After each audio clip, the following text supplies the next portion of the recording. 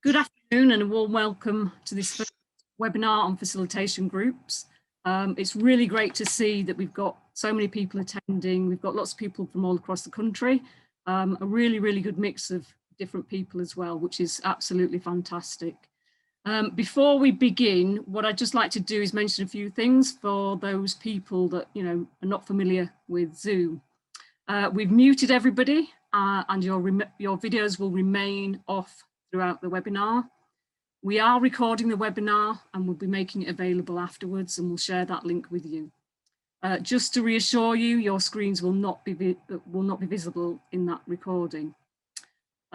Just to give you a few tips on using Zoom, you can change the way that you view the webinar, and if you go to the top right hand side of your screen, you'll be able to change the view using the view menu. We will be taking questions, but we'll be dealing with those at the end of all of the presentations. So you can put your questions into the chat function. You can see the chat function at the bottom of your screen. Just enter your questions in there as we go along. We'll deal with those at the end.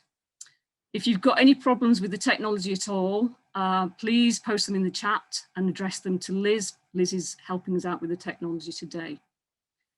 So just an introduction to myself. My name is Anne Cantrell. I'm a facilitator for two groups near the Peak District, White Peak Farmers and Churnick Valley Farmers. And just to give you a bit of background on the idea of the webinars, it was sparked by a visit that we had by the Clun Forest Farmers Group a couple of years ago. They came to visit us, and there was a desire from that meeting to link up with other groups and share experiences. And so White Peak Farmers put a bid together to find a way to do that. And we were lucky enough to get some funding through the Southwest Peak Landscape Partnership Scheme to run this Networks for Nature project. Today, we're going to hear from a few speakers. We've got the brains and the driving force behind the concept of the facilitation groups and the facilitation fund, Brian McDonald, who is a senior advisor at Natural England. He'll be telling us about some of the achievements and successes of the Facilitation Fund and how the collaborative approach is working for nature recovery. We're also going to hear from three very different facilitation groups, Caroline Hanks and James Hawkins from Herefordshire Meadows. Caroline is the group's facilitator, and James, an ex-dairy farmer, now runs a very busy farm with conservation at the heart. He's also a National Trust tenant, and somehow he's got the time, finds the time to chair the group as well as the Bromyard Downs Commoners Association. We've also got Chloe Palmer, an independent facilitator who runs three groups in the uplands of the Peak District. And we've also got Philippa Chadwick from the Cocker Catchment Group and Annabelle Kennedy from the West Cumbria Rivers Trust. But before we hear from the speakers, I'd like to play a short film which we made jointly with the Southwest Peak Farmers Group. And if I may, I want to mention a much valued member of our group, Wilf Ward, who appears in the film, and I know would have wanted to be here today to share this webinar, but unfortunately is not able to join us. So we'll be playing the video now. Thanks.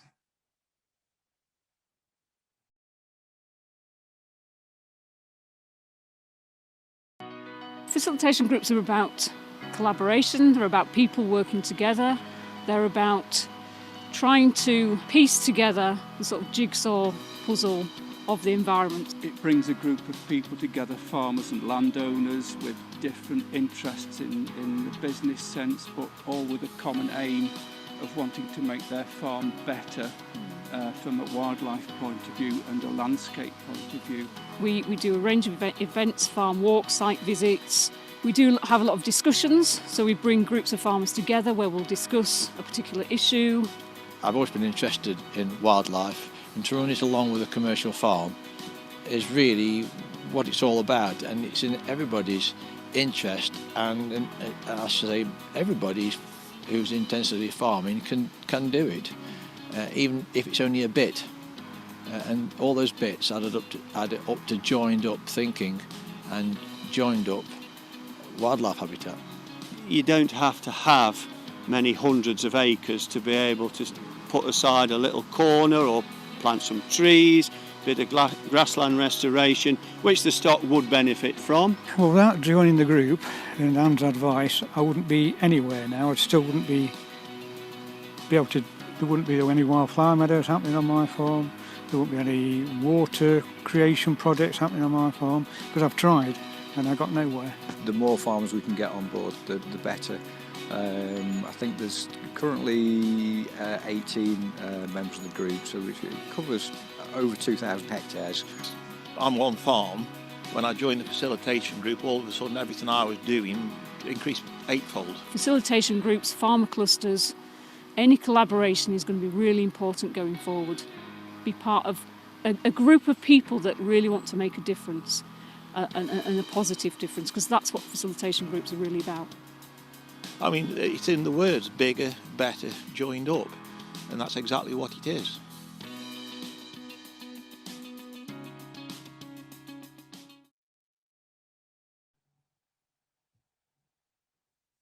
Okay, thanks for watching that. I hope you enjoyed it. It's just a short film about facilitation groups and our groups, and really big thanks to the farmers that got involved in that. So I'm going to hand over to Brian McDonald now to give us the first presentation. So Brian, if you want to unmute, take it away. Thanks, Anne, and thanks, Liz, for setting this up. Hopefully you can see my my screen, and I can get cracking with my presentation. That was a really interesting film, so thanks very much for showing that. It gives some excellent context to what I hope is a really good and informed suite of presentations, and some detail that I hope to take you through. So I've got around 20 odd slides to run through in my allocated slot of time. I won't speak to everything that's on the slides, because you can peruse that at your leisure later. But just to kick off, really, just by way of introduction, that the initiative was launched in 2015 with an initial sort of 19 groups that were funded in that first round in 2015. And there's been a rapid expansion since 2015 through to where we are now, with 136 groups that have received funding and done some great stuff over the last 5 or 6 years. Some of those groups have come to an end of the funding. Some have been able to extend and continue what they're doing, and some have chosen to continue under their own steam without funding, but all wanting to maintain an association and continuation of the work they've been doing, which is to increase knowledge and cooperation, knowledge transfer, and using group-based one-to-many approaches to training and advice provision. So it is really exciting time, actually, just to be reflecting this for a whole combination of reasons, not least of which is that we've got some very good evidence and traction of how the approaches worked. And I'm hoping that you get some of that both through what I'm about to tell you and what the other contributors can provide through the course of this afternoon's webinar. So the critical ingredient to the Facilitation Fund is the approach around coordinated land management and evidence-based action to improve the quality of the natural environment. And there's a couple of really critical components of that that makes it transformational. So it is an approach that works at the landscape scale. It's an approach that uses the existing mechanisms of agri-environment subsidy to help drive the delivery mechanisms for that change. And I think it has the potential to bring together the strands around land management to get positive outcomes both for production as well as the quality of the natural environment. And I think perhaps just the big issue to raise right at the start really is the dependence on subsidies to maintain good land management. And if those subsidies are moving into stewardship of the countryside and actually improving the quality of the natural environment, then this model has got a very exciting part to play in how that evolves and we move into the future. So what is the shape of the groups and the wider partnerships that have been developed? And this is really critical, as I say, to the success of the initiative. When we designed it, we wanted to have something that was flexible, that was bottom up, that reflected local needs and aspirations, but against scientific evidence around what should be addressed within a given area. And I think that combination and that sort of flexibility is what makes the approach very exciting, because it can work with a variety of groups and sizes of partnerships and partnership shapes and forms that have evolved or just starting. And as I say, it's one of the interesting components is how that flexibility has helped to nurture groups from a variety of different sort of stages in their evolution as a group, from those that might be starting up from a very small nucleus, so the minimum membership to become a funded group through the Facilitation Fund is 4, and that goes up to, in terms of the funding that's allowed, to a maximum of £50,000 per annum based on a group of 80. Ironically, there's some groups that have gone beyond that and are bigger than 80, but sadly the funding has been, if you like, cut at that level because of, well, just funding has got to be cut at some point to help shape what we do. But what I think that illustrates is that the fund in its approach can be flexible from groups of different sizes and shapes and forms that fit local circumstances. Critically as well is that as part of the design, we recognise that partly as a sign of success, that groups could grow, and we'd encourage them to grow and expand, and therefore there's a increase in budget that goes along with any increase in group membership as well. And some of the statistics on this page here are quite interesting for a number of reasons. One is that the average size of groups, or the mean size of groups, is across the country at the point in time we did this was around 1920. And very interesting, the majority of members of the groups were not using countryside stewardship as a delivery mechanism. Roughly half of the members were using countryside stewardship, which shows the opportunity, I think, to bring others into agri-environment and using countryside stewardship, but equally the opportunity to use other resources to fill that gap if that was a preferred route too. So the flexibility, the variety, as I say, is all part of the form and shape, but equally critical to the groups are the leadership and the role of the coordinator and facilitator that's funded to provide the training and advice that's required. So this illustration here is from the second phase of the monitoring, where we analysed, if you like, the different types of leadership, and very interestingly, two big things. One, majority of the groups were new, and the, if you like, the composition and the types of leadership were, as you can see here, a variety, and in some cases a combination of farmer-led, organisation and advisor-led, as well as sort of other types led by national parks, AONBs, and other organisations too. So again, reflecting that diversity and flexibility, the fund has got that approach, which I'll hopefully illustrate by looking at one of the groups in the Northwest that was formed in the 2017 round, which was targeted at natural flood management following the winter storms of 2015-2016 that severely impacted areas in the northwest of the country. So the primary driver for setting up these groups in the northwest at that point was response to the flood, increase for groups to build resilience and use nature-based solutions to try to address future risk from further floods as you know, climate change impacts increase and our responses to them needs to become better. The very interesting thing for me was that we were able to use a fund to respond to immediate needs, put in place, if you like, a suite of groups that wanted to do this using their own resources to help drive this change and to shape what it was and how they would do that. So in this case, the Swaledale Natural Flood Management Group have identified water management and soil protection as the primary priorities, but equally underneath that, the use of biodiversity, woodland and water quality to help inform how that takes shape was part of the mix too. Again, how that is done is very interesting. So there's no prescription on how the training advice is delivered, but in this case, they chose to do it this way. And again, one of the common themes that's coming through the experience to date is that the peer-to-peer learning and the use of farmer to farmer knowledge exchange is really exciting and dynamic in how we actually get that quality change in the natural environment.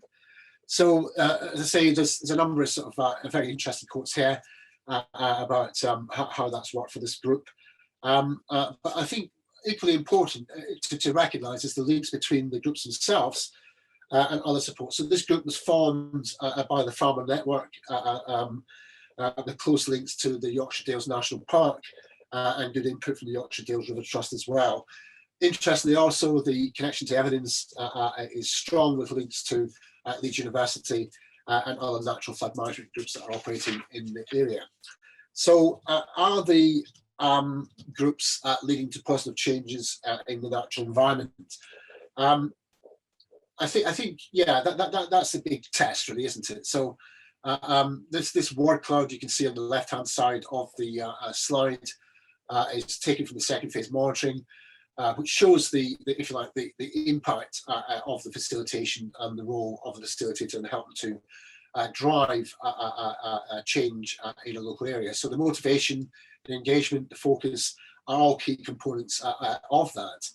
And as I said earlier, the fact that in a number of cases these groups had started as new groups rather than being existing or long-established partnerships is quite interesting too. So again, if you like, the way in which issues are addressed and how they help to nurture and build that capacity of a group to pick up and improve the knowledge, skills, and actual delivery of both agri-environment and positive land use change in a given area is really exciting, and we've been able to substantiate that. This extract here from the soon to publish third phase of the monitoring was taken from a sample, well, not a sample, but a survey that used 25 of the 130 odd groups to get to these kind of extracts of learning and important points for for us as policy and delivery organisations to address. So as I say, that composition and that relationship with existing initiatives and other partnerships is critical to the approach. So we do encourage and recognise that for a group to be successful, it needs to be doing the right thing in the right place. And sometimes as part of that, that engagement with wider strategic initiatives and wider and probably bigger resource bodies is really important. And perhaps by way of illustration, the links to other sources of funding that have come into the groups that are in existence gives some illustration of those links and the positive effect that can have on the resources and the action that a group can deliver. So to say that's nurturing, developing capacity and alignment of objectives of groups is really important to success and actually making a positive contribution to environmental improvements in a given area. And I think what we're seeing is that when you create I feel like the pivot around which other things can happen, then these groups have proven to be very, very dynamic and exciting and important and help to provide a response to some of the challenges that we face.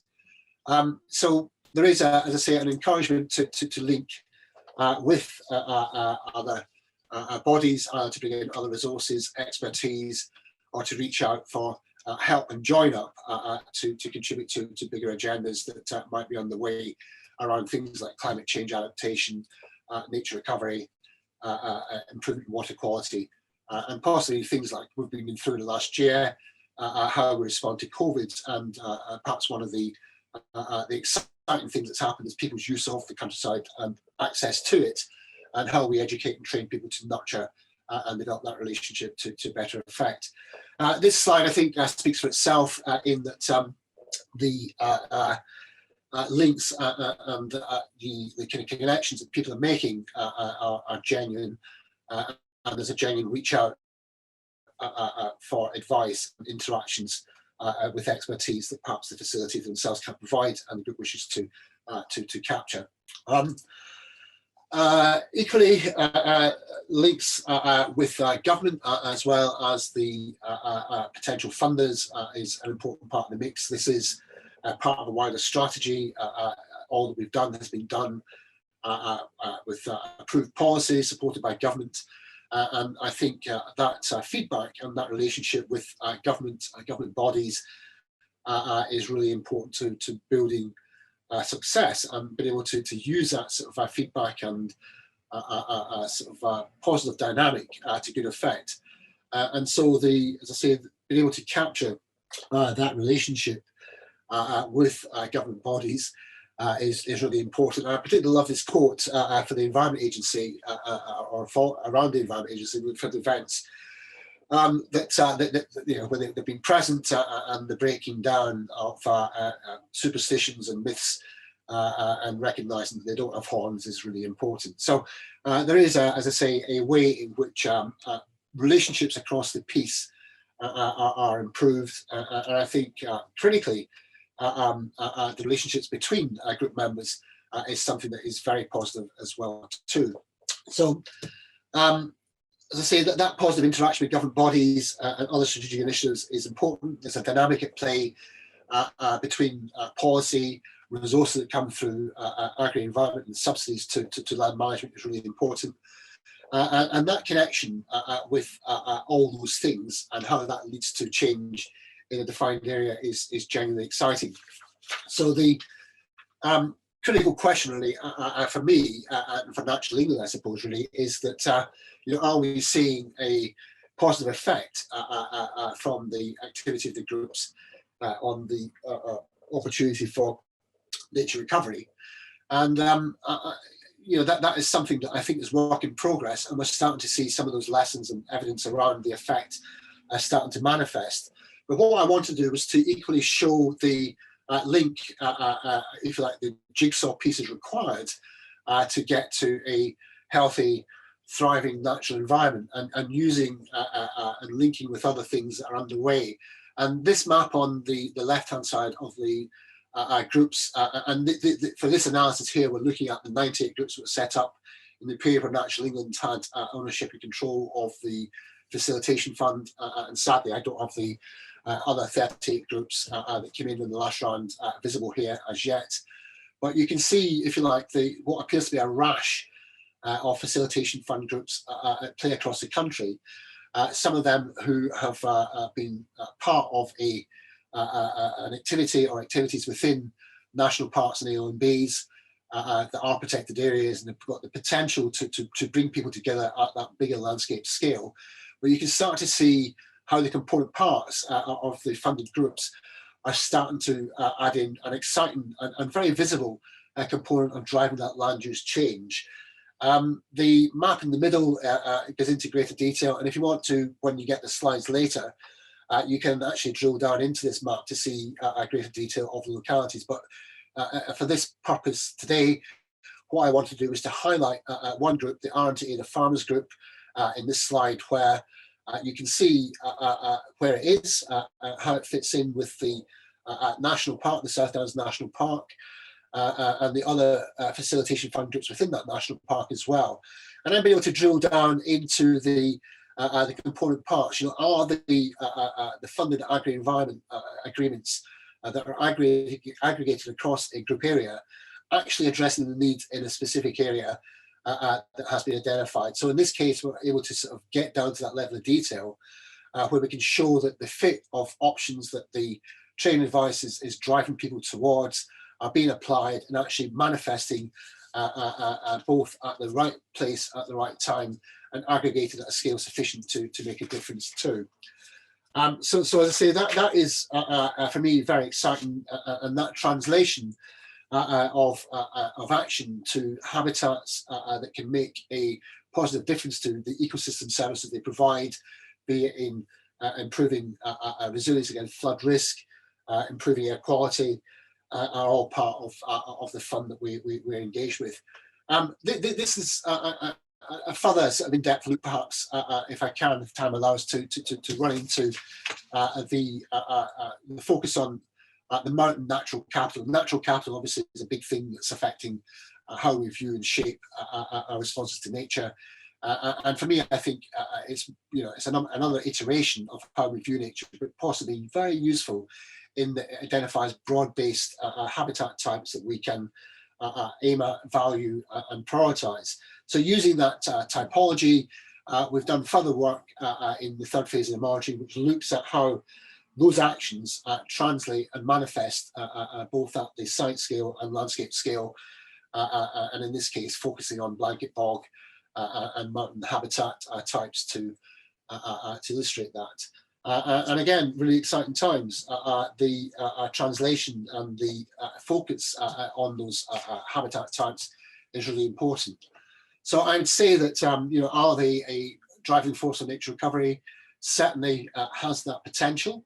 And through the use of agri-environment, we're addressing that habitat management and the kind of change in the aggregation to get the wider benefits from that scale that's required is manifesting very visibly in terms of climate impacts, carbon management, in terms of peat restoration, and downstream effects on flood and water quality are likely to be seen too. So there's some really positive impacts already being seen from bigger and better approaches to what we're doing.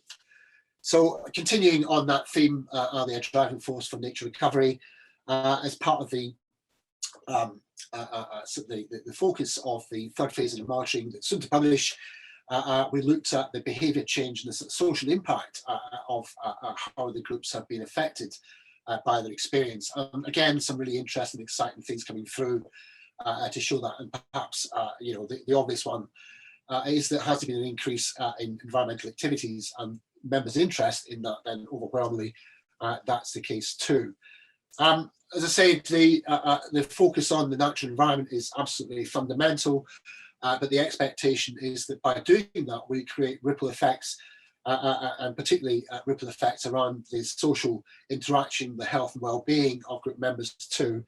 And as I say, some of the essence and the depth of responses that's been captured through the monitoring is really exciting. And I think, this, I could read this out, but you can see them for yourselves, that the social benefits are reflected in that, and the effect on people's well-being and mental health, particularly at times like these, are really important and exciting parts of what we have to, or what we can expect to get from encouraging this type of approach and seeing its effects visibly manifest as a result. Okay, so that's hopefully some way to give some indication of what we've been doing. And it comes down to, sadly, hard facts. Having been able to show that as a result of the training and advice provided, that the Facilitation Fund has driven better quality countryside stewardship and agri-environment agreements. Are the right options being deployed in the right place at the right scale to be effective? And again, I'm really pleased to say that we are on that journey where the indications are that the option alignment with priorities, we've been able to show that that's the case. So we're getting better fit with the actions in the right place. And interestingly, one of the things in government we're always tested on is the value for money. And equally, this might appear to be something that might gild the lily and add in more things. But what we've seen and what we've shown is that the actual value of the individual agreements that make up the funding that drives some of these actions is pretty much the same as what you would have from agreements struck by people in a non-group basis. So the value for money is important, but equally the spatial coherence and connectivity around, can we actually show the effect on the natural environment from this type of approach is critical to that too. And again, delighted to say that although it's ongoing and we'll continue to measure this, we'll be able to sort of show that the effect on the viability and the opportunity for species to recover, as well as habitats to restore, has been positively affected by the Facilitation Fund to date. As I mentioned, nature-based solutions are critical to how we proceed, and so the effect of those improvements to habitat and species recovery is also reflected in our responses to water quality and how we respond to flood risk too. And you know, say that is all really exciting stuff. I've just got a couple of slides to go before I finish. So maintaining that theme of nature recovery, when you start to map out the location of where the groups are active, where the options through countryside stewardship and things are deployed, and how that fits with other important habitats is really critical. So this is the illustration where the Wiltshire Downs groups, we've got a number of groups that have stemmed from the Marlborough Downs in Wiltshire, which was one of the first to get going, has you know, illustrated here where planning gain is being made available to help provide some of the compensatory habitat that can therefore add into that matrix of if you like, the components around an ecological network. So we have protected sites, the core areas, the stepping stones, and the links that can be provided to make that functional, both for species to migrate, but also for us to get the benefits as well. So it's an essential part of any nature recovery strategy to have facilitation fund groups in there. And nearly there, it would be remiss of me not to mention some of the challenges and obstacles that we faced as part of the story to date. I won't dwell on them, but the quote here from Booker T. Washington is very apt that success being measured not so much by the position that we've reached, but by the obstacles we've overcome, is hopefully a sign of the things to come, and hopefully how we can affect and transform policy to do things in the future in a better joined up way to get better results. And just to end on a positive, the most popular training events from the groups you can see here. The farm walks are a critical part of knowledge exchange, and you know, really important to recognise that they are a critical way in which knowledge exchange can be delivered. And this quote here about the effect on an individual's choice and their motivation, I think says it all for me. And until we can change the hearts and minds of everybody involved, then we'll still be struggling and going uphill. Okay, hopefully that's been a good run through, giving you some food for thought. And as I say, there's some stuff that's on the slides themselves that might be of use to you to follow up with too. And if I can, I will stop my screen sharing and hand you back to Anne. Forgive me, I seem to, oh, here we go. Thank you. Yeah, thank you very much for that, Brian. Okay, next up, we've got Caroline Hanks and James Hawkins. They are going to be talking about sowing the seed for the future of farming in Herefordshire.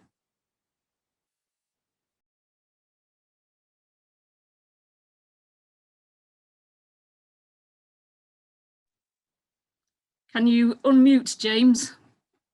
I will. Is that better? Thank you. Thanks to Anne. I'm going to just give you a story of my journey and how I became involved as a farmer, and sowing the seed for farming's future, how it began. Why did I get involved? I'm currently a National Trust tenant on a farm business tenancy on the Brockhampton estate in Herefordshire, where we're basically half arable and half grass.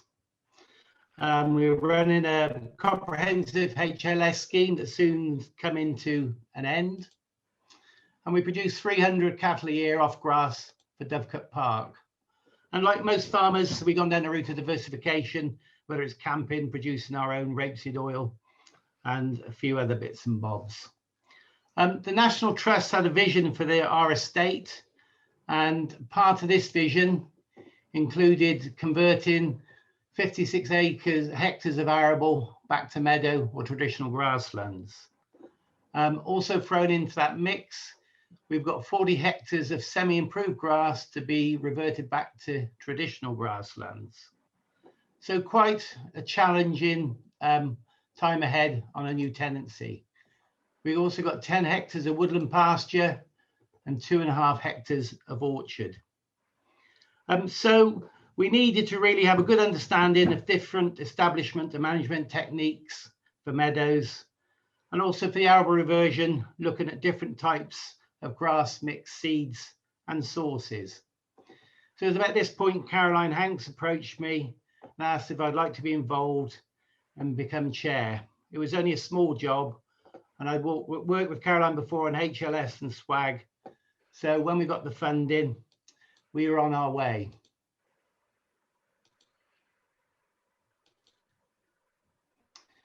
Started in 2016 with 30 members, and now we're up to 63 members. Our members range from 0.8 of a hectare to 580 hectares in size, and we've got in total 4,793 hectares in Herefordshire so far. We're spread across the whole county, so that in itself is quite a challenge of trying to get all the different groups together. But we're supported by a network of over 400 farmers and meadow owners.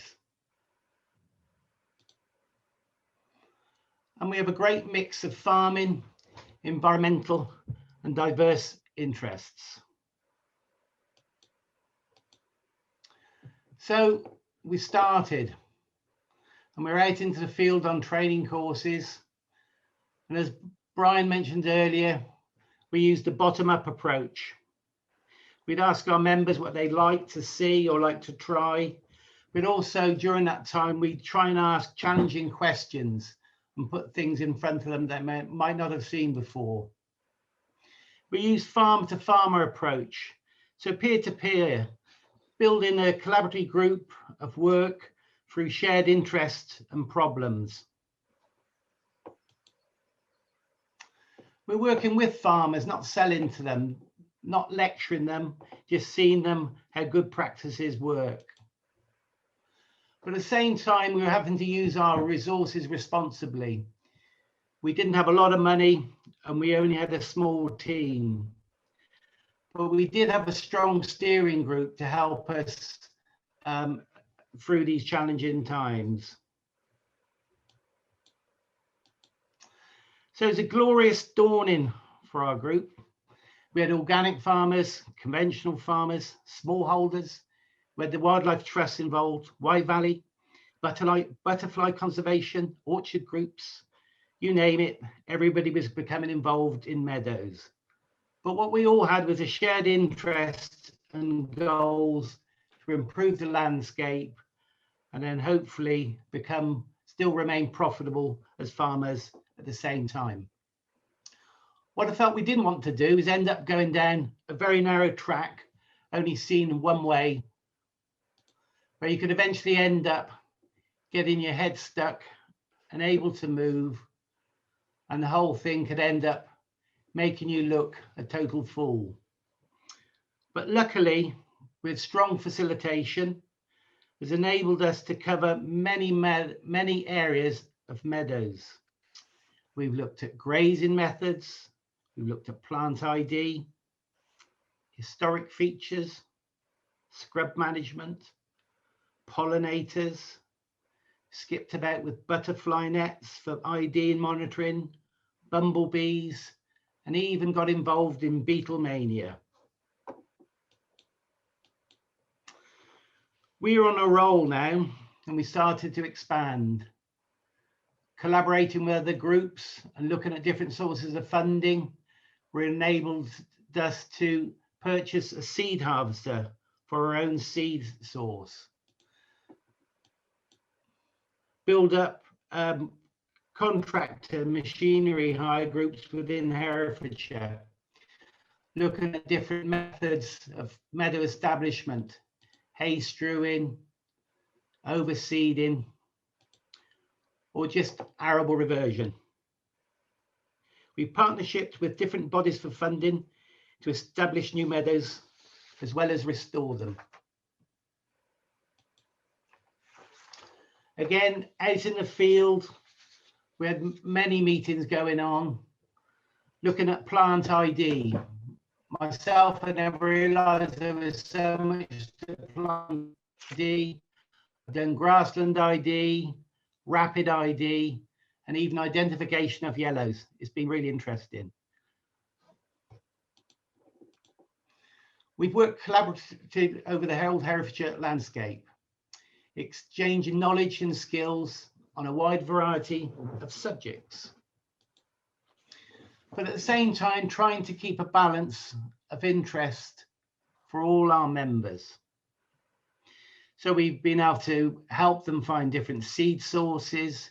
Maybe some of the smaller ones have wanted plug plants, how to use a scythe. Nobody was injured, thankfully.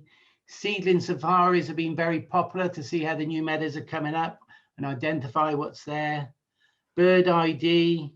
We've even got involved in the roadside verges at the same time. While doing these outside meetings, it's also enabled us within agriculture to look at the biggest picture, bringing into the equation carbon footprints, flooding, soils, regenerative agriculture. The list goes on. Here we are on a healthy grassland soils day, which enabled us to have an earthworm count looking for compaction. This one got me into a little bit of trouble as the wife now realizes I can use a spade and can help in the garden. But moving on from this, we've also been able to learn to monitor the diversity of grasses and flowers in our meadows and grasslands, insects, birds, and other wildlife, while profiting from native grasslands. We like to make meetings topical, fun but informative, and get feedback for the results. Ask our members how the meeting went. What do they think of it? Was it worthwhile running? And hopefully we have a positive answer. And again, keep a good mix of participants at our meetings.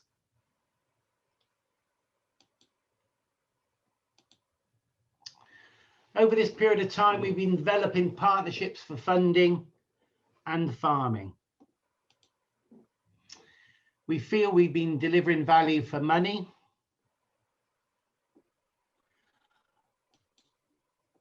And shown people different routes to profitable farming. We hold annual forums where we have quite topical discussions. We've had conservation grazing, swards for the future, carbon capture and management, and also allowing our members to share their experiences on the conference floor. We like to think we engage with the farmers and the public and enable people to take their new experiences and skills out onto the farm and to the wider public. And at the same time, enjoy this process of learning. We've been lucky in Herefordshire to have the Rural Hub, which in my view is a communicator of all things that matter to farmers in rural business in Herefordshire, to help spread the word of what we're doing. It's a trusted organisation. Finally, I'd always like to say, never lose focus on your core of what you're trying to deliver. Sometimes it's easy with all the funding that might be available to get sidetracked into what you're hoping to achieve. We think we're building trust and reliability and reasoning for our endeavours. And I can say over this period of time, we've had a massive mix. We've created meadows in a cemetery. We've restored River Wye floodplain meadows. We've done meadows in a castle park, castle grounds, estate parklands, a Buddhist retreat, and even good old-fashioned lowland meadows. But what I think we've done best is we've collaborated, we've shared, we've learned, we've met so many, I personally have met so many interesting and diverse people, whilst creating meadows fit for a prince. I've actually even met a prince, but also managed to get stung by a queen at the same time. And finally, to finish, if you follow the line of duty during this process of our group growing, I've now had to set up a new email account, deal with many new acronyms, and a burner phone for myself has a totally different meaning. But I'd like to think at the end of this that Herefordshire Meadows comes out smelling of hay. And that's my little run through of my involvement in Herefordshire Meadows. And I will now hand over to Caroline, who will carry the talk on. Great, thank you very much, James. I think the next slide shows what have we got for the next. Can you take us on to the next slide, please?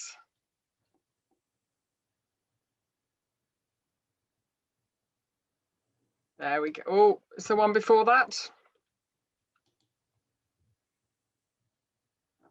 Anyway, good afternoon, everybody. Thank you very much, James. Thank you for Anne for asking us to be here.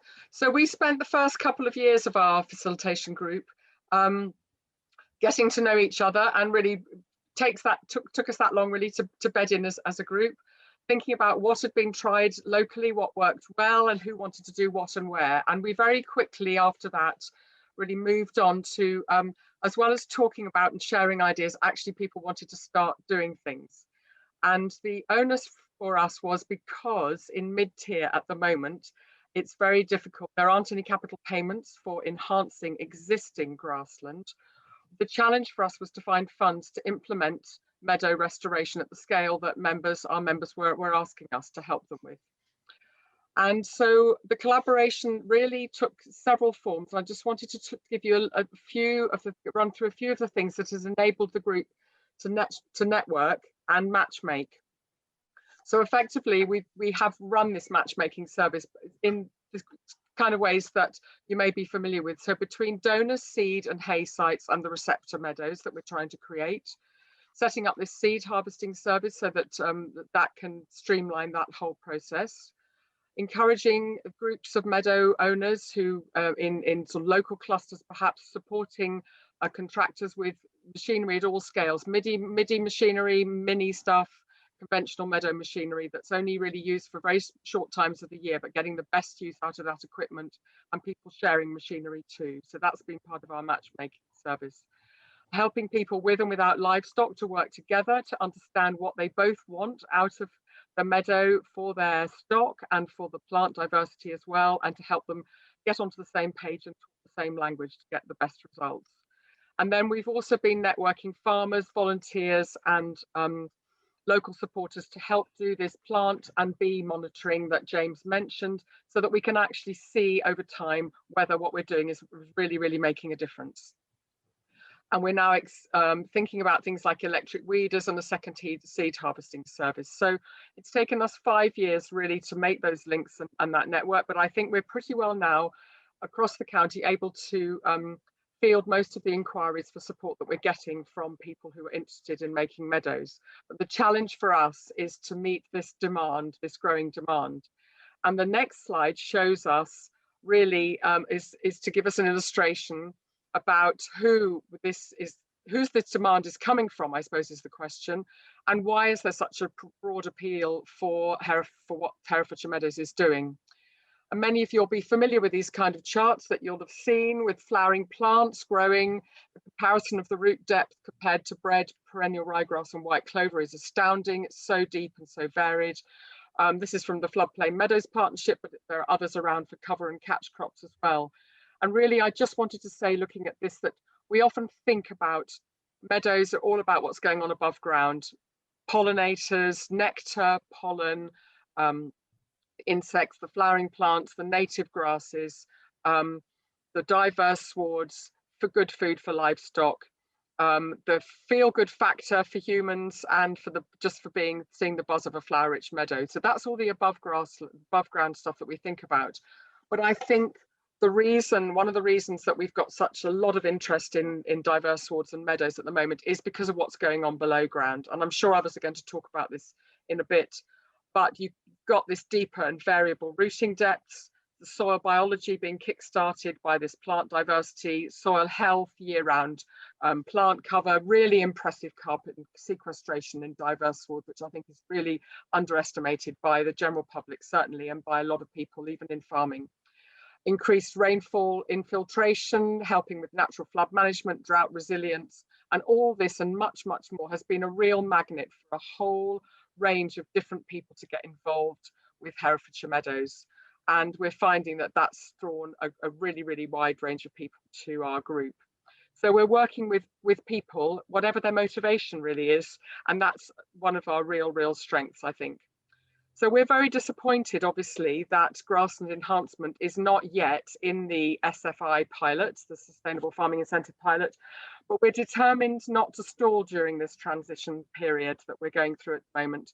And as a group, we're looking for funding to keep so that our members can go on making meadows and be ready for the opportunities that we hope are just over the horizon when diverse swards will be rewarded in elms.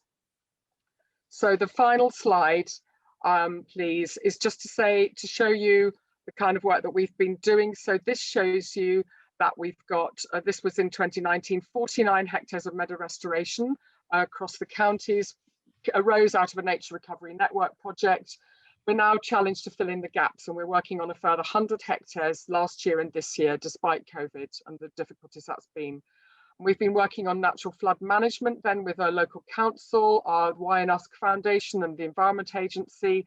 Some of our members have tapped into water company funding as well to improve water quality. And this year we're in a Green Recovery Challenge Fund project through Plant Life's Meadow Makers project.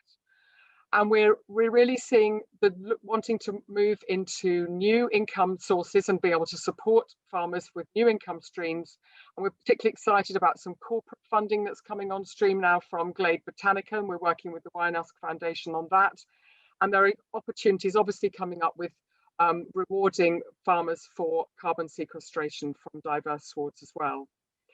So we think that's very important, and while we're waiting for this kind of work to be rewarded in one of the tiers of elms, that's the way we're going to keep going with. We're looking for this kind of funding. I have to say the final word is how much we really appreciated the support we had from Natural England staff at the beginning of our time as a facilitation fund, and we're missing that support now that things have moved over to the RPA. And I think, like everybody in the rural sector, finding it very frustrating that we're dealing with things at arm's length through a single email address, but we don't let that dampen our determination to continue with our work.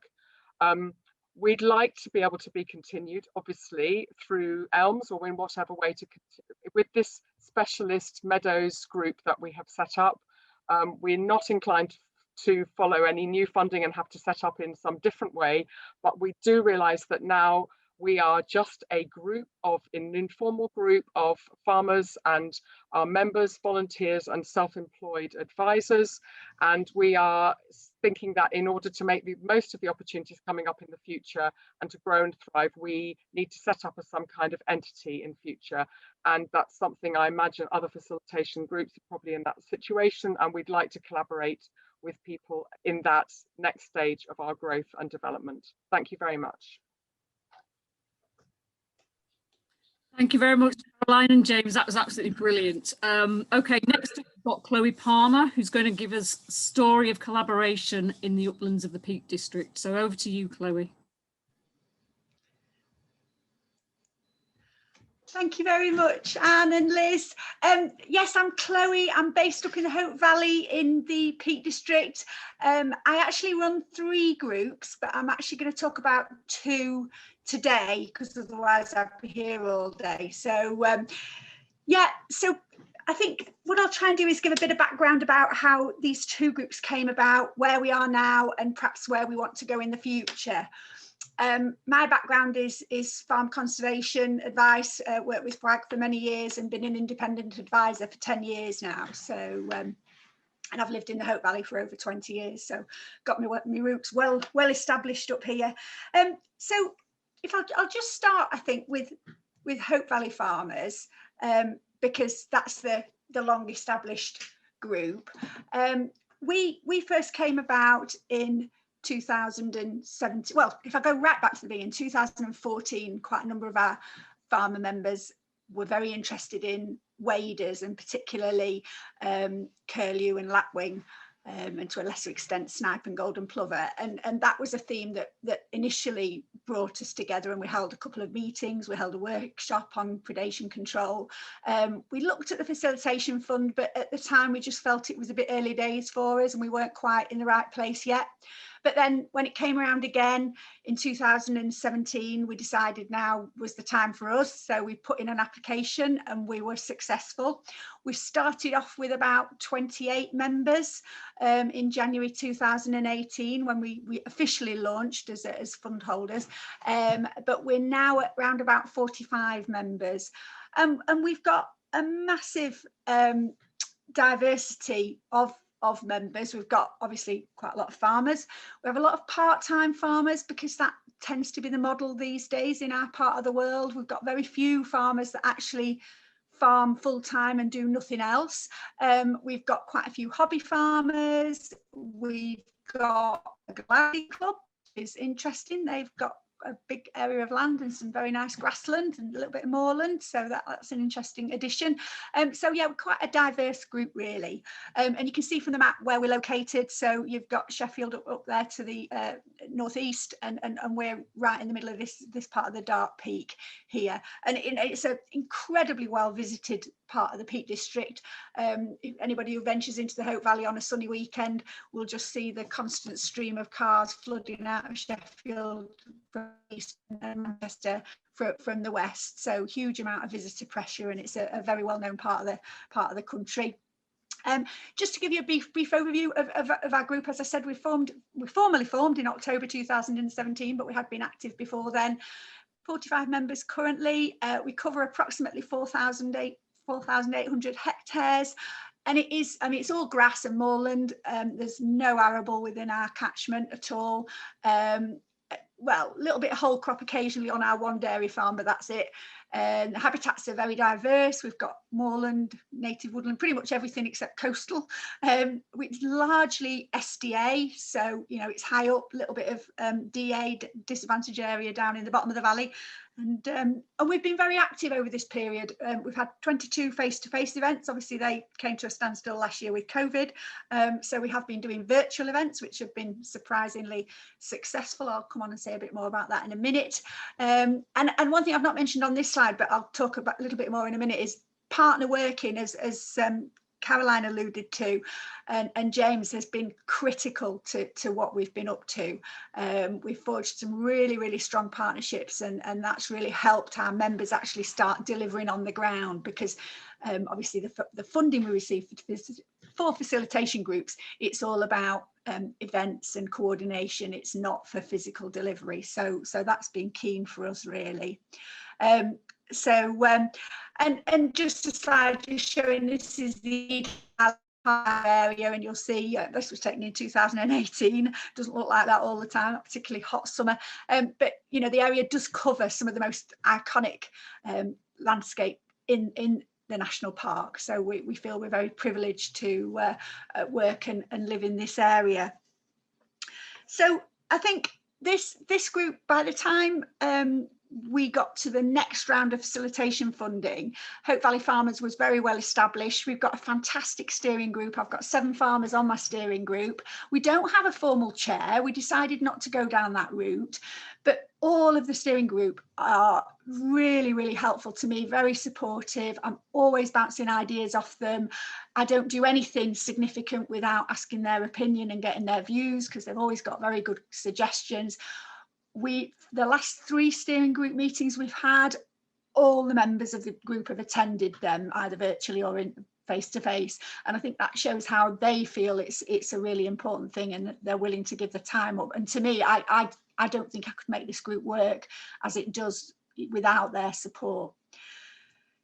So moving on, I think it would have been toward, well, the beginning of 2019, and another group of farmers and particularly moorland owners just over the hill in the Bradfield area got to hear about what we were doing. I mean, the two areas are quite closely linked anyway. A lot of farmers know each other. The moorland owners certainly know each other, and they were quite intrigued about what we were doing and what we were achieving, and they asked if we could tell them a bit more about it in a presentation. So we met in the local pub, which is actually owned by one of our members too, so that's handy.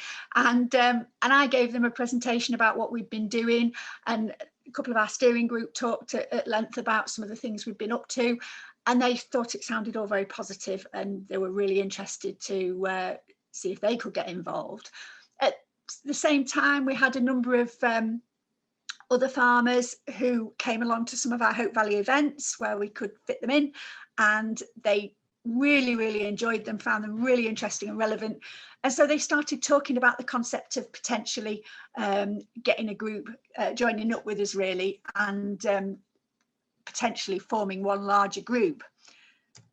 And as you'll see from this picture, there's quite similarities in terms of the land use and landscape. You know, it's still dark peak, mainly, well, it's all permanent grassland, tiny bit of what I tend to call alpine arable, but very similar in character to the Hope Valley. And again, largely beef and sheep, although we do have a few dairy farms, small dairy farms in this group as well. So we did think about initially about them actually joining Hope Valley. And then the next round of facilitation funding was launched, and we had a meeting, and we decided that actually it would be better to set up a separate group. Not only would that give us 2 years of additional funding, but it would also mean we could have smaller, more local events, but still potentially link up with Hope Valley as and when it seemed appropriate. So that was the decision that was made, and put an application, got very rapidly signed up. I think 14 members initially. We'd got 3 sort of unofficial members where, again, Caroline mentioned it and I'll mention it again, we're dealing with the RPA here, so all the names and SBI numbers and all that side of it needs to be precise, and we had a few anomalies there, so we couldn't actually sign them up. They're still very active members. So yeah, here's a few facts and figures about Bradfield. As I say, formed in 2019, actually got the funding and started in January 2020. So we've got 16 official members now and 4 unofficial members. As I say, just as active, just haven't quite got the paperwork sorted out yet.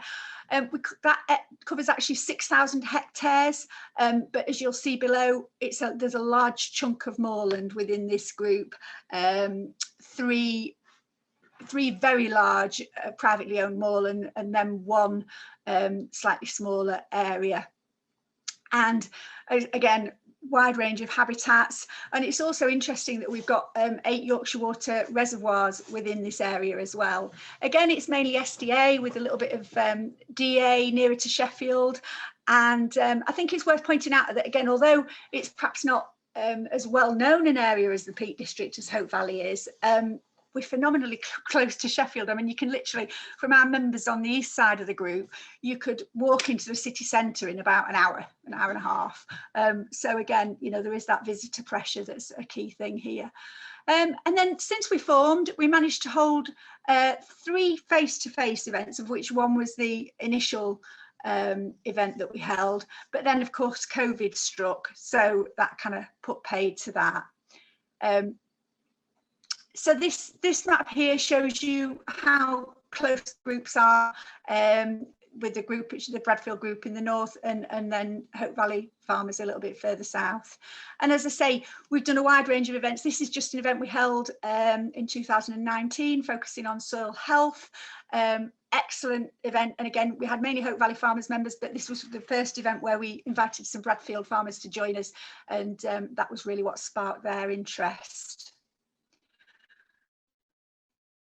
Yeah, as we've moved forward from then, we're now all relying on Zoom, which it's not the ideal way of working. But I have to say, we had a steady start. A few of the farmers were were quite keen, but quite a number weren't really willing to give it a go. But since we kept trying, and you'll see on this latest event we held, which I tend to do for all 3 groups together, just from a time perspective, we managed to get 27 farmers on the Zoom call. So we were really pleased with that, because you know, for a lot of them, it's quite a big deal making the step to using technology. It's not what comes easily to them.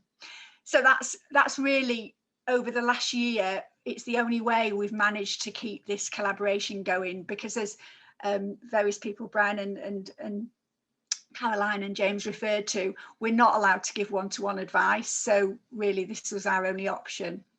So moving on, I just wanted to talk a bit more about collaboration really, and how we're making it happen, rather than focusing in a great deal of detail about you know, what we're doing on the ground. And I've identified 5 stages for this, of how I see it actually progressing, and I'll talk about each one of these in turn. So I think for both groups, Hope Valley and then Bradfield, the first thing is just getting the farmers together, because in a number of cases that hasn't happened. Particularly Bradfield, actually, it's an area that gets largely ignored by a lot of government agencies. It's not a high priority area for water quality or anything like that. So these farmers don't necessarily come together other than at markets, and of course they can't even do that at the moment. So that's the first stage, has been the first stage for both groups really, just getting them chatting to each other, building that trust, building that rapport, and just getting to the point that you can start those discussions, you can share some common ground.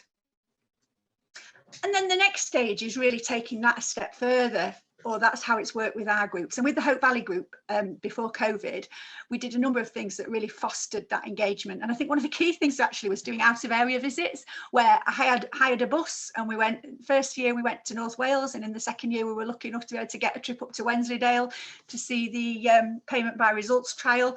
And that was just fantastic. We just, you know, we had 2 and the farmers still talk about the things we saw and the things we talked about and the things we learnt, and we still have a giggle because we hired a bus to get there, and unfortunately the bus company put us down as Hope Valley Young Farmers, so we ended up with a tiny a tiny little coach, which made for a very cramped journey, but as I say, we still giggle about that now. But it's just those sort of things that also give them ideas about the sort of things they want to do and how they want to take things forward on their own farms. And as I say, that's been one of the biggest difficulties with COVID, is that we've not been able to build on this sort of work that's been so formative really for our group. And of course the Bradfield group's not been able to do anything at all of this nature. And then we started with Hope Valley, we've started taking tentative steps to actually working together. And this has taken a number of forms really. A key one has been a project we've been doing whereby Severn Trent has paid for farmers to do aeration and liming and some overseeding with legumes on species poor grassland. And this has just been phenomenal really, because the group has come together and they're all going off and taking these actions. They've all been doing soil analysis, which we've come together several times and discussed with various experts. There's been some sharing of machinery, which has been great because it's enabled all the farmers to take part, even if they haven't necessarily got the kit they need. They've been sharing ideas, they've been talking about how things have worked and how they haven't worked. So that's just been really, really great in terms of a first steps. Our relationship with the Woodland Trust has been brilliant. So they've been providing us with trees and with hedge plants. So we've done, I'll come and say some more facts and figures in a minute, but we've got some impressive statistics in terms of what they've planted. And again, you know, that's where we've been sort of, they've come together on a day to collect the trees and talked about what they're doing. So it's all these little things that have really started to make a difference. And just briefly, this slide shows the first tranche of farms that have been involved with the soils project, and then we've got another 10 members that are going to be, well, are on with it now the ground's dried up a bit, so that map already will have more stars on it than it had last week, and that's what I've now submitted to Severn Trent to show them what we've been up to. And this is just briefly the soil analysis which I arranged for them all to do, and it's allowed them to measure soil carbon as well as all the other trace elements. And that we've done that before, we've done all these works, and then we're going to get another analysis done afterwards. And then I think the next big stage for us, and Caroline again alluded to this, is actually getting things a bit on a more formal footing. At the moment, as a facilitator, I'm taking a huge amount of risk. As an independent advisor, I'm actually holding the funds for some of the actions for the soils project, which is really quite scary, and I wouldn't want to do that again. So if we're going to do this kind of project in the future, we really need to do it through a legal entity. And I see that potentially being a community interest company or something similar. I think there's a charitable organisation that you can do that's not got full charitable status. And I see this will bring a number of benefits, because it will allow us to apply for funding, and also the liability will be shared with other steering group members as they become directors. All the steering group are really keen to do this. We just need to take that big step, and I need to have a conversation with Caroline, because I think we can definitely perhaps share some thoughts and ideas on this one. So it is a bold step. I know it's going to take quite a bit of time. We will have to put a little bit of our own money in, because there's going to be a cost associated with it, and we will need to do all the usual stuff around constitution and mode of operation, and also have very clear and transparent guidelines in terms of, if we do get funding, you know, how the individual members will benefit from that and such like. It's not straightforward, but I think there's such a will that we want to do it now with the Hope Valley Group that it will happen. So just briefly, what we've done so far as a group as a result of the collaboration, and I'm just going to talk about both two groups. Say we planted 15,000 trees to date with the Hope Valley Group, and 1,500 across the Bradfield area, and obviously that was just this winter. Over 1,000 metres of hedges laid on Hope Valley farms, and 1,600 metres of new hedge planted this year and last year. Over 3 kilometres of stone. We've got a very successful partnership with our Hope Valley Bird Group. So they've given us barn owl boxes for members to erect, and they've been monitoring barn owl populations in the area. As I say, Severn Trent have been a fantastic partner, and the soil project is just one way that they've helped us. That our catchment officer, Margaret Bale, is amazing, and she's really helped all our farmers to do things like their STEPS grant and their Boost for Biodiversity project. So that has proved really, really good, as has the Woodland Trust, as I say, who've been incredibly generous. And we've also got very good partner relations with Hope Valley Climate Action, Game Conservancy, Wildlife Conservation Trust have been really, really supportive. So yeah, I think that's key to the work of facilitation groups, and that's what really can take you on to the next level.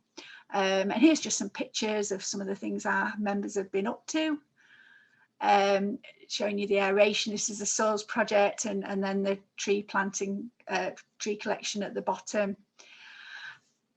I think we need to share some of the difficulties as well as all the good points, and I have to say the good points vastly outweigh any of the challenges we've come across, and the satisfaction that I think the members feel, and I certainly do see in everything that they're achieving. It's always difficult in an upland area. I think upland farmers are fiercely independent, which is a good thing, but it does mean that actually bringing them together is always going to take time. But as I say, I've been amazed by how enthusiastic the group members are, and just how much they've got involved, and how much fun it's been working with them. They're just brilliant. But underlying that is this ongoing lack of profitability in upland farms. You know, they really do struggle, and I think that does hold back conservation work, because you do need some grant funding behind it to make it happen. I think the facilitation funding, we just got 3 years of grant. I know some of the earlier groups got 5 years. It's not long enough. You really just get going, and then you're coming to the end of your funding and working out where you go from here. Mid-tier doesn't suit all grass upland farms, in my view. Very limited options, desperately poor payments for the permanent grassland with low inputs at £16 a hectare. You know, which farmer in the right mind is going to sign up to that? The targeting is just, well, bears no relation to what's happening on the ground. You know, you go on fields that are full of curlews, and then they're not targeted for the UP2 option, so you can't include it in an agreement, and that really holds us back when we're trying to do management actions for waders, and you know, all the things you know about CS and lack of flexibility, etc. Others have said it, I'll say it again, because it is the single biggest issue. The RPA managing the facilitation funds is a disaster. They penalise us for so many things. It's incredibly bureaucratic. The rules prevent us from doing all sorts of positive things. We're always worrying that we won't be able to claim monies back for things we've spent money on and time on, and you can't get to speak to anybody. The individual project officers are great, but they are just bound by ridiculous guidelines. And obviously COVID-19 has just been difficult for everybody. But I think despite that, the facilitation fund has been an amazing vehicle to allow us to achieve so much. And I think, I hope if you were to get any one of my members or of the group on a webinar like this, they would all feel that it's been well worth being a member and certainly enjoyable. So our next steps, obviously we want to apply again for the next round if and when it happens, so that we can continue. We want to engage with the development of elms as far as we can, because we think it's such a critical point at the moment in terms of the future of farm conservation, and I'm promoting the pilot to members where I think that's appropriate. We want to do more monitoring. Again, there's no funding for that either in the facilitation funds, but I think we really do need to get a better understanding of where we started and where we're getting to, because that's how we actually prove that we've made a difference. And I would like to continue to foster links between the Bradfield group and the Hope Valley group, because there are so many similarities, and I think more engagement of that sort will have positive benefits and deliver even greater landscape scale action. And now you can just see a shot across the Bradfield there showing the extensive moorland. And as I say, just finishing up with a future vision.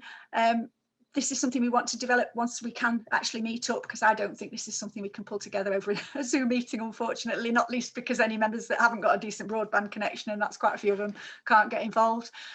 And really it's just about looking how we can take those next steps and really deliver the landscape scale action and improved habitats and achieve everything that we set out to achieve.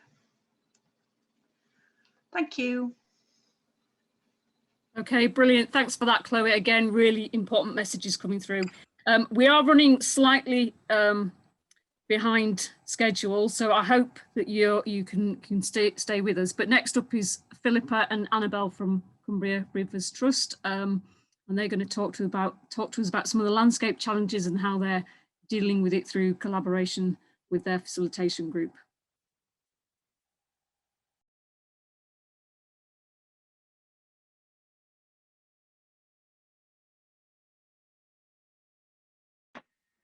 Right, hopefully you can hear me there. Yeah, all good. Okay, so thanks for that, and some really interesting talks there. We're focusing on something a bit different here, and that's how collaboration has benefited on the ground delivery of work. So it says joining forces to tackle landscape challenges. More specifically, in this case, it's flooding and natural flood management. So to give a quick overview of, there we go, where we are. So the town of Cockermouth and Lawton Village have historically flooded, I mean, devastatingly so in 2005, 9, 15. And after the Storm Desmond in 2015, there was funding that came to deliver natural flood management within the Cocker catchment. This initially came from the EA and then was also topped up by WEG and the Green Recovery Fund. Now, just as a quick overview, in case anybody isn't sure about what natural flood management is, we're looking at mimicking natural functions to temporarily store water in the landscape for longer and slow the flow of water downstream in order to reduce the risk of flooding. So examples of this is tree planting, is leaky barriers, kested or embanked hedgerows, improving soils and ponds and things like that. Now, a lot of these, well, all of these is really reliant on the farmer and landowner being on board with them. So prior to getting that funding, in 2017, as part of the Northern Flood Focus round of funding for the Facilitation Fund, we got funding for the Cocker Farmers Group. So you can see there, we're in West Coast of Cumbria here, and there's the area, the Cocker area, and the group was 3 years, when it got up to over 20 members in that time, covering 4,500 hectares. And obviously natural flood management was one of the priorities for the group. So I'm now going to hand over to my colleague Annabelle Kennedy, as she is the project officer delivering the natural flood management project on the ground. So she can explain how having the farmers group in place has helped her with delivery of the projects. Okay, hi there. Yeah, so it's pretty significant, the group to the delivery of the projects. So we've had some funding from various sources to do some natural flood management and wildlife habitat enhancement on farms. And what the benefits of the group are have really been, the group's been there for a year before this project started, and it essentially paved the way. And as anyone knows, it takes a while to gain trust within the community, and probably particularly in rural communities. And so this is a good way to meet lots of people in a very short period of time and start that momentum, because I think, Chloe, you may have touched on it, saying it takes a while to get up and running, that relationship, and because that had been there within that facilitation group for a year, we are on a roll to some extent. Still takes a while to get stuff happening on the ground, and particularly useful when you're clearly not from the area. So it started momentum early on, and we've spent so far around £362,000 in the last 2.5 years. And I don't think, I'm pretty confident in saying we'd not have delivered that much in that period had it not been for that existing group. So this is our group, you can see in front of you here, and this is just an idea, a map of the area. It's Buttermere, Loweswater, Crummock Water and all the surrounding fells, and so very sort of picturesque area in the Lake District, and you can see the sort of series of interventions that we've put into place through building up these relationships with the farmers within that group, of which there are 22 farmers. And these are just examples of the kind of stuff we've done, you know, hedging, tree planting, leaky dams, riparian fencing up in the fells, up in the uplands, as well as on the low ground. So various odds and sods, and then that's sort of extended out to doing more kind of wetland projects, a little bit of scrape works and meandering. So these sorts of things that we've got through other funding, obviously not through the Facilitation Fund, but had it not been for that group, that relationship and the speed of which stuff has been delivered is increased because we've got that relationship already with them.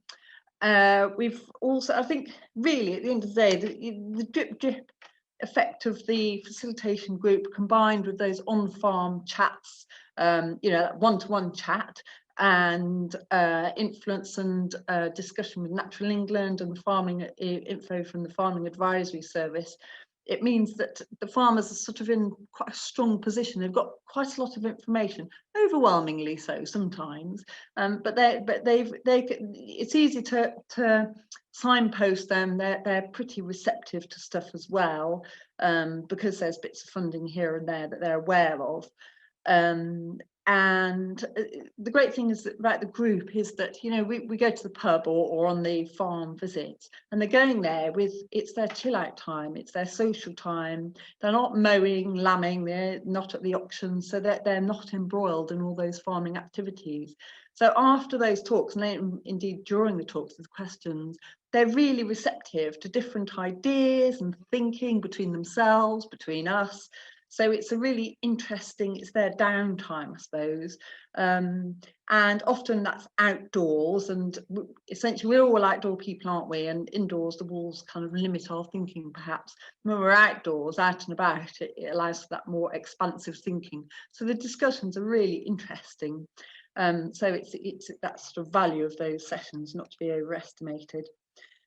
And I think, you know, there's the obvious benefits of those talks in that group, in that they have, we've talked about opportunities, like there might be woodlands and hedges talk, and then we'll get talking about woodlands, hedges, and I'll mention a couple of places where there's potential, or they'll say a couple of places where there's potential. That results in a farm visit, that one-to-one. And then we can look at what we could help deliver with our funding. I tend to do a map, scope out opportunities throughout their farm. Many of those opportunities come up through countryside stewardship as well. So they're looking at, you know, so opens up the doors, because quite a few people have ended their ELS whenever ago. And starting on new countryside stewardship agreements. So there's good opportunities, and that will happen whilst there's momentum, literally within a few days or a couple of days, or even the next day. So I think there's very much, it's very much mutual benefit as well. So, you know, we're obviously getting delivered a lot of stuff, and farmers are seeing lots of stuff happening that maybe they wouldn't have decided to actually do before, or wouldn't have known how to fund it, or it's, you know, more fencing they have to pay for without, you know, it's not too arduous either, because it's not going into an agri environment, and we know that there's quite a lot of paperwork involved in going into an agri environment scheme, so it's fairly straightforward for them as well. And it's beneficial to us as well. I have to say, the intention was never to attend to all the meetings, but they're so productive, and there's always so much interesting, thought-provoking discussion, that they're actually unmissable now. And if I do have to miss one, I'm gutted. And they are quite fun, because they're quite a good bunch of folk, very varied, as you'd expect. I'd also say that as a project delivery person, having that farming related information within those discussions, in a much better position to see how the work we can do can be relevant, and have a much greater depth of understanding of farming in that area. I have to say, I never thought Liverfluke was quite so fascinating as it is. So we can weave, it means that we can then weave in, or I can weave in, that natural flood management, habitat enhancement into the post-talk conversation, and throw some questions around and really get to the bottom of it, really get to some depth. And of course, you know, at risk of saying the obvious, you know, once one person does something and then their neighbour sees that, then they'll start getting engaged, and as a result, we've had new people join the group. So it's definitely a two-way thing. And I'll just quickly, if I have the time, just cite an example of, oh yeah, we bought an aerator, because that directly came from the group, and that it wouldn't have happened had it not been that group there. Just a small example how things can go from one point to another. Basically, we met a gentleman, farmer, tenant, who comes to the talks. He was interested in fencing off some beck after our natural flood management talk, or water quality talk. And so we started talking about fencing off the beck, which we did, which was, albeit, I mean, it's 7 hectares, it's a fair whack of area. To take the cattle off, he'd had some issues, lost 3 calves in that area. Limited grazing, you can see as dense bracken. And then we developed that into putting some trees in, and then it developed on to restoring the beck that had been dredged over the years, installing rapids actually, and reconnecting the beck to the floodplain. And this is controlling essentially management of the gravels upstream of a village of Lawton, High Lawton, that would get flooded because a lot of gravel would accumulate in storms, because obviously it's very mobile because it had been dug out over the years. So one thing leads to another, doesn't it? It often is the way. And we have this new habitat as a result of that facilitation group. And that's purely, literally, a discussion over a drink in the pub one evening. So, and that was the facilitation group. So it's really just to emphasize the importance of that group in helping us to deliver what we want to deliver and getting some really good stuff out of it for their benefit, and obviously for the wider benefit as well. I think that's it. Thank you.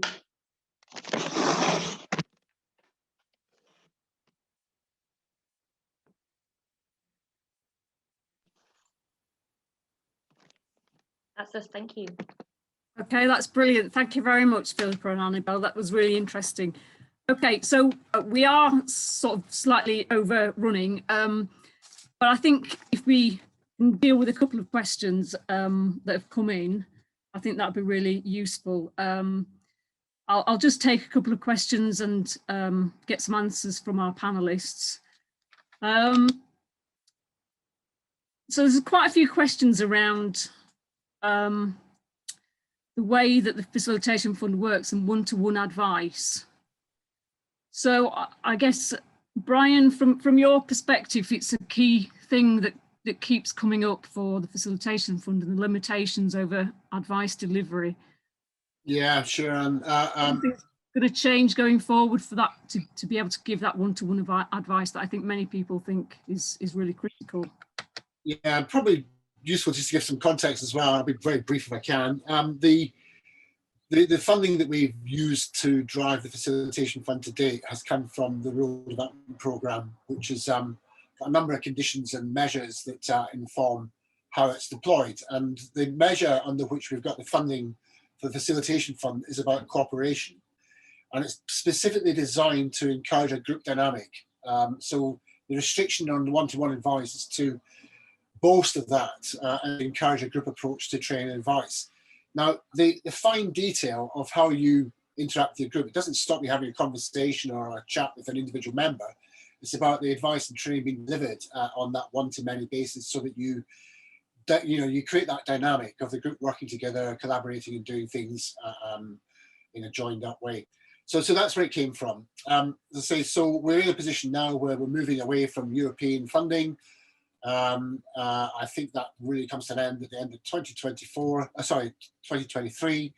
And it's likely that the new scheme will have different restrictions, and it's possible then that we can look at more detail if there are going to be further facilitation funds rounds, or there's going to be a tweak to the approach and some way that it evolves into the new scheme provides an opportunity to look at that. But the critical thing to get is this balance between maintaining the, if you like, the thrust of activity at a group level to maintain that dynamic, and equally not to undermine what might be people's mainstream business. A number of the facilitators provide one-to-one advice. And when we crafted this, we recognised that we had to be sensitive also about that too. So there's a number of considerations around how you get that balance between the group dynamic, providing informed group-based activity, and then maintaining viability and the getting the right advice targeted in the right place at the right time. So it's not just a clumsy bureaucratic, if you like, imposition. There are reasons to why it exists. Some of them have been because of the funding stipulations, but equally in terms of the transformational approach that this is trying to take, we need to move away from that one-to-one to it being about doing things in a more joined up way. So, that's a challenge that we face, and I'm sure we can have the right policy response to apply from the lessons learned. Does anybody else want to just have a view on that, just to give from the sort of facilitation group perspective? Caroline? No, you don't need to give your perspective. That's fine. Okay, so I don't think I've nothing to add. Thank you. Okay. To add something very quickly, Anne, if that was okay. I mean, I think I totally agree with the point Brian made about the importance of collaboration and that being the emphasis of the groups.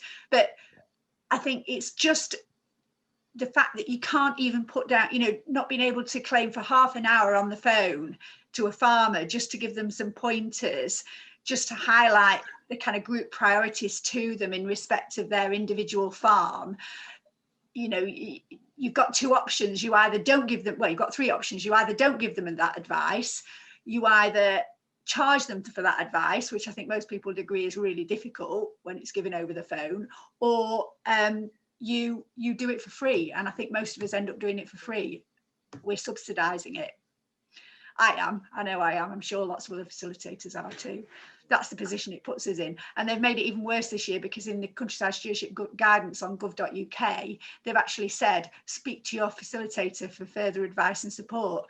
And when I asked the RPA, how are we supposed to do that then? 2 months ago, I'm still waiting for a response. Yeah, okay. So, I mean, there's a lot, I think, for the organisations, DEFRA, RPA, to take away from that and away from this whole webinar, I think. Something that I think is really interesting, that I think people really want to know about is how these groups have been set up, how they function. So, you know, how easy is it to set up the steering group? How easy is it to attract members? And really what it is that you're doing to do that, and a question about whether farmers can be facilitators, and is there a conflict of interest by doing that. So again, I'll put that to the facilitators first, if I may.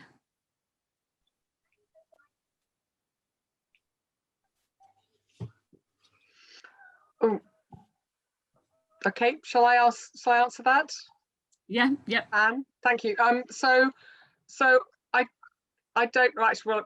Well, for Brian, I'm not aware of where there are farmers that are facilitators, if you like. But what we do within our group, we don't really do anything that people haven't suggested they want to do. So the feedback from the group comes, the way we operate is that people feed in their ideas. As a result of one meeting, we end up with ideas for the next meeting. So it's kind of, it is if it's a truly collaborative approach, then people are feeding in their ideas or not, whether they're and contributing to the direction of the group. And as Chloe is saying, ideally, if you have the flexibility to be at the scheme at its best and as it was intended, the facilitation fund was that you could be very light on your feet and respond to your members' needs and develop the program as you go along. And where it's still working, that is happening, and I'm hoping that can continue in the future. So I think there's a role for farmers for members to play. The conflict of, I don't know about the conflict of interest. James, do you want to comment on that? How we've managed that within the group? But all I would say is from the beginning, we had a strong facilitator, a strong idea that we wanted to go forward with. And from that, before we really got going, we had an idea of a steering group that we would run with from the very start. So the planning was done, and then hopefully the funding would come, which it did. So we were ready to move straight away. So it's identifying those key figures that you think will help your group move forward. So we knew if we partnershiped with the various other wildlife groups or grassland groups within the county, we'd have a good chance of success.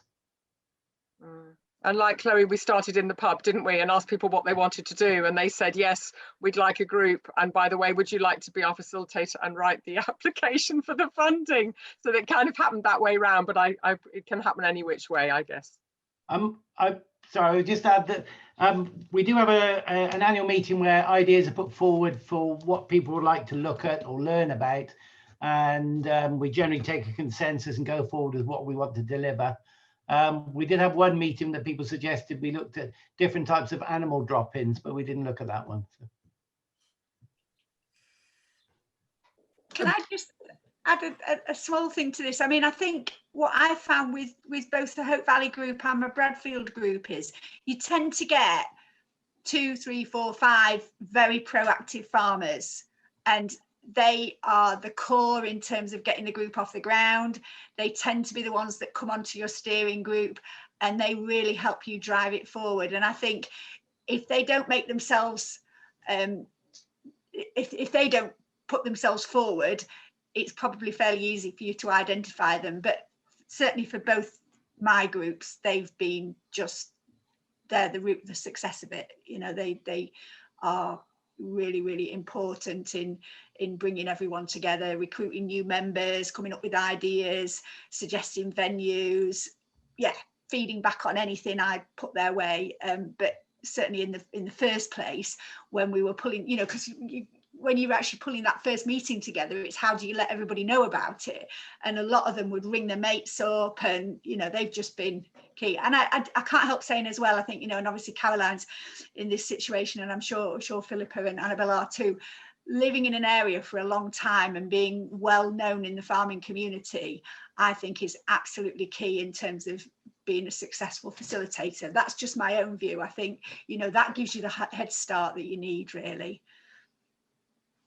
And Brian, just on the can a facilitator be a farmer question? Yeah, I'm glad you're paying attention to my slides, Anne. So the one of the things that I did reflect was that from the monitoring, we looked very carefully at how the groups are constituted, or at least the first 98 were constituted. So there is a number of farmer-led groups. There's absolutely no conflict, and one of the things that we'd like to see is more of them. But because of the either the skill deficit or the need to have a trusted advisor, like Chloe's alluded to, that is known and respected within the area to bring people together. Is there some gap between that being realised? But there are farmer-led groups as part of the facilitation fund. They are assessed and accredited in the same basis that everybody else is. So they've got to have a combination of the right skills, experience, and qualifications to take on the role to be a funded facilitator. And it is part of what we'd like to see grow. And that's part of what we're doing. We're in a process of knowledge exchange, getting a group dynamic to flourish. And there's ways to do it. I think absolutely there's a way to possibly focus on this as a sort of a how-to approach, use a bit of good practice, reflect some of those journeys as we go forward. It's one of the things I think will be key to success in the future.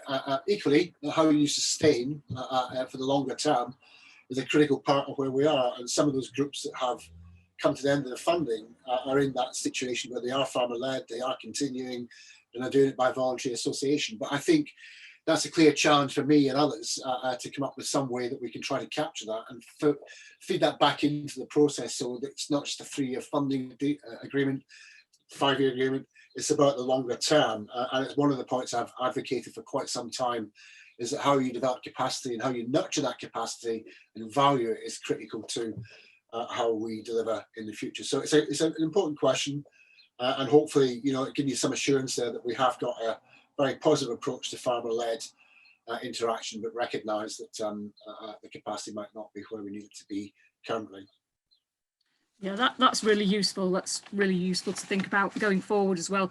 I would really like to squeeze in one more question before we finish today. So there's a question about nature recovery networks and how farmer facilitation groups fit into that sort of approach. So again, if I start with you, Brian, and what your thoughts are on that sort of thinking. Yeah. Okay. Well, the essence and the genesis of what we're doing with the Facilitation Fund comes from the initial ambition to have ecological restoration. So the Lawton report, the whole ethos of bigger, better, more enjoined is part of what informs what we're doing. So if you like, this is a key component of how a nature recovery network can go, because we cannot have a nature recovery network in this country unless it looks to the 70% of the land cover that is farmed across the country. So between need and the actual engagement with the community that's occupying that sort of massive land area is fundamental. I think we've got a mechanism that helps to do that. Some facilitation fund groups are already tuned in and developing their local nature recovery network in their patches, but it's evolving and starting to increase in pace now as things like the agricultural bill has progressed, and hopefully the environment bill, which will give the context to how that nature recovery network will be progressed, is taking shape. So there's a number of things that we're moving into and helping to progress, and I think the job that we've been doing is to make the location of farmers and land managers central to that, and come up with the kind of mechanisms to support that is what the Facilitation Fund provides. How that evolves, obviously, and this is not set in stone. It is a learning process for us all, and I'm hopeful that some of the stuff we've done, some of the illustrations of that habitat enhancement improvement will be seen as valuable components of nature recovery networks as they proceed. Okay, it'd be nice just to get a quick response from one of the facilitators on how they think their group links in with the nature recovery approach. Can I go to Philippa and Annabelle, because they may have a unique answer on this one?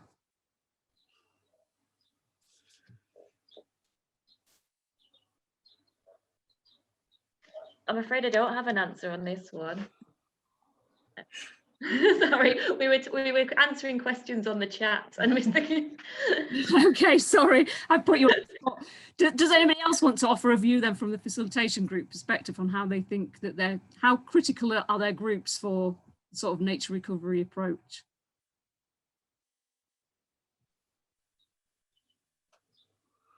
No, that's fine. That's absolutely fine. Okay, I think we best wrap up. We have run over time. Apologies for that. It's been a really, really good webinar. I hope that people have enjoyed it. I just want to thank all of the speakers. It's been really good. I really appreciate you putting the time into this. And thank you everybody for joining us. We do have more webinars planned. Our next one is on the 20th of April. That is with DEFRA, who will be giving us some information about environmental land management and the test and trials that have happened.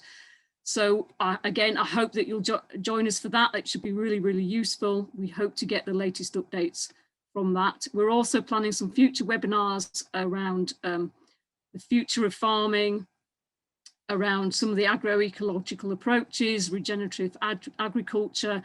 We've got a variety of things that we're trying to look at, as well as funding opportunities. So there's a lot more to come. And we'll be sending out information about those soon. But thank you very much again, and yeah, goodbye from us for now.